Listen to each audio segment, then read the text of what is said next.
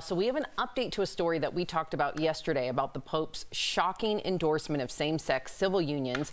Well, it's now causing all sorts of confusion with other church leaders. So a number of cardinals, both here in America and globally, they're hitting back, saying the Pope's private opinion does not correspond to the teachings of the church. There are even fears that it could cause a rift. Wow.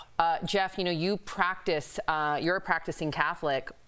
Hearing the pushback, how does that make you feel?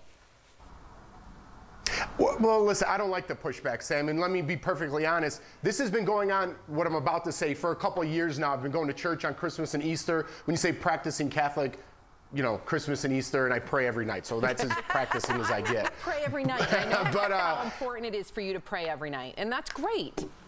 But in the churches, Sam, and I'm Catholic churches I go to, even my wife, when I go to her church, all the priests made a point to say, listen, we accept everybody, homosexuals, everybody. They make a point to point out everybody. They're willing. This happened a couple of years ago. Now the Pope is saying it. That's huge. I like the progression. I like where the Catholic Church is going with this. You know, God is within each person, right? So to each their own on this subject. But I like where the Catholic Church is headed. I have a hard time with this, Jeff, only because I think the Pope is supposed to be from a divine choice.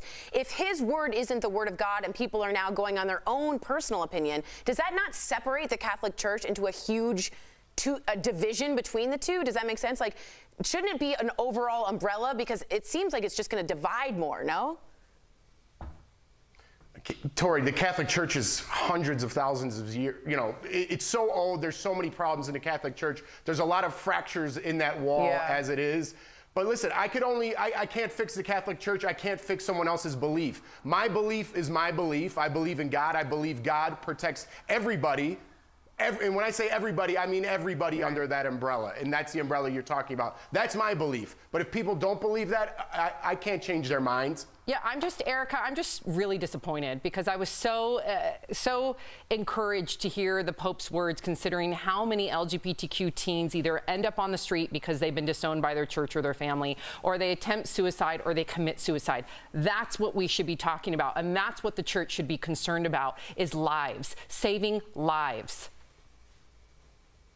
Well, I mean, Sam, you can be disappointed. I'm disappointed, but are we shocked? Absolutely not. When we had this conversation yesterday and brought this up, that the Pope did say, you know, that he is accepting of LGBTQ plus, that people had to reconcile within themselves. Is it actually their religious beliefs, or is it just their homophobia? And I think what we're seeing right now by saying that the Pope's private opinion, I mean, I'm not a practicing Catholic and I'm not trying to step on anyone's toes, but since when does the Pope have a private opinion? I mean, isn't what the Pope says That's what I thought. goes? That's what I'm confused by, right? Yep.